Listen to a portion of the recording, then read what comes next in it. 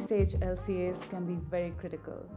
That's because some of the systems that are the most carbon intensive, like structural systems or enclosure systems, these are decided on very early on. So if we have to make an impact and if we have to reduce embodied carbon without any cost and schedule implications, then we have to lock these down early on. And designers are looking into structural systems and enclosures. I think it's important to do that with intent of reducing embodied carbon. And so early stage LCAs are key to that process.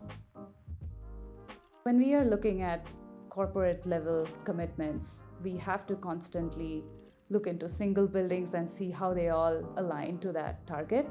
Individual building projects are this very deep analysis opportunities for us, because we get to take a magnifying glass and look at every single material that goes into a building and try to understand what changes can be made without cost and schedule implications.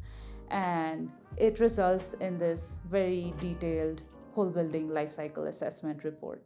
Whereas portfolio level, it's more like a bird's eye view. And you're looking at all the similarities across the portfolio, whether it's in terms of building types or material palettes that are repeated across the portfolio, right? And so in these cases, we look into things that can be applied in multiple buildings.